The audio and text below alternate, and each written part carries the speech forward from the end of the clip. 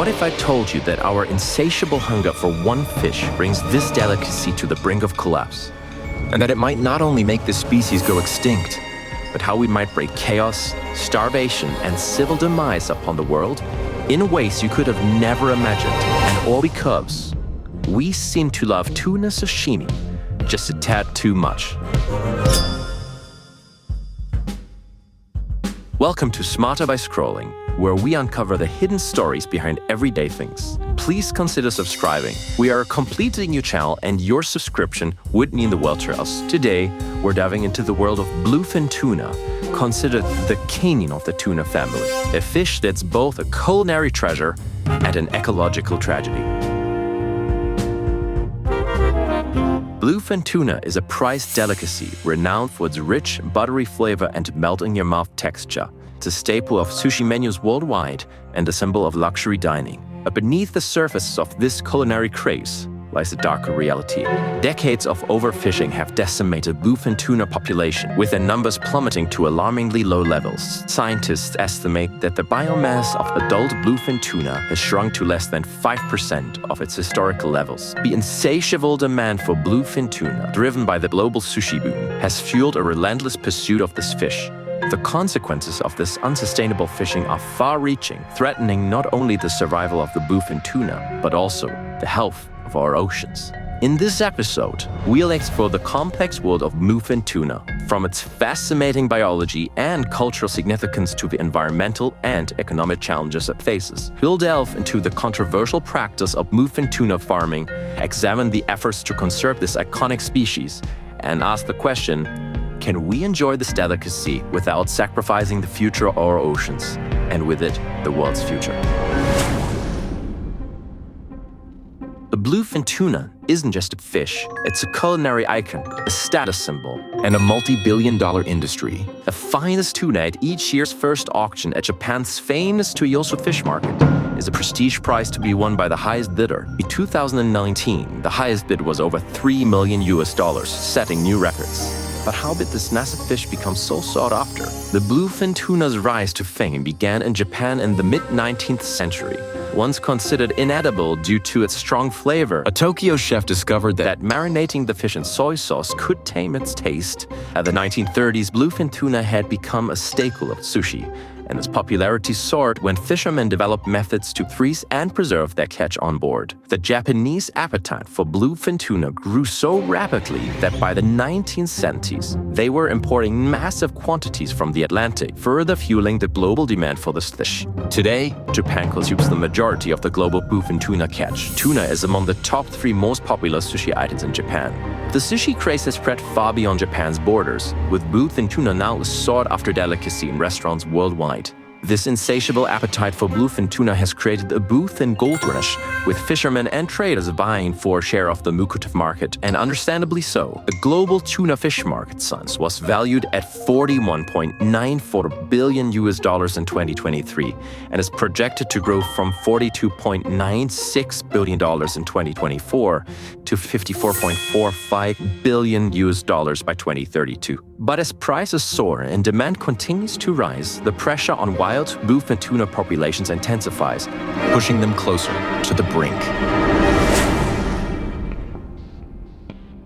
With wild bluefin tuna stocks dwindling, the aquaculture industry has stepped in, promising a sustainable solution to meet the growing demand. But farming this apex predator is no easy feat. Bluefin tuna are notoriously difficult to breed in captivity. They are highly migratory fish, traveling thousands of miles across oceans, and their complex life cycle makes them susceptible to stress and injury in confined spaces. One of the main problems in the very beginning of researching the matter of tuna culture was even more mechanically simple yet deal-breaking. The skin of bluefin tuna tears when it comes into contact with mats and hooks. It even tears when you just touch it. The skin becomes inflamed, which is why captured animals can quickly die.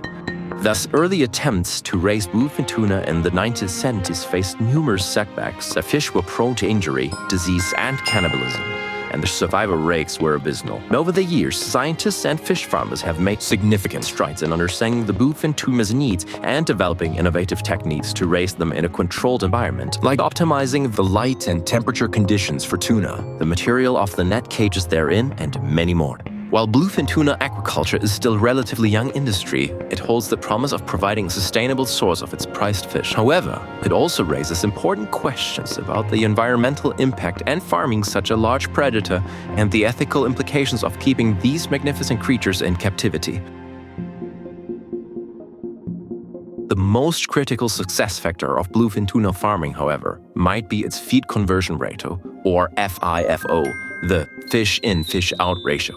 This seemingly simple number reveals a complex environmental dilemma. The FIFO measures how much feed fish is required to produce 1 kilogram of farmed fish. For bluefin tuna, the FIFO is a staggering 15:1, meaning it takes 15 kilograms of wild-caught fish like sardines and mackerel to produce just 1 kilogram of tuna. This insatiable appetite for feed fish has a devastating impact on marine ecosystems. It depletes wild fish stocks, disrupts food chains, and contributes to overfishing.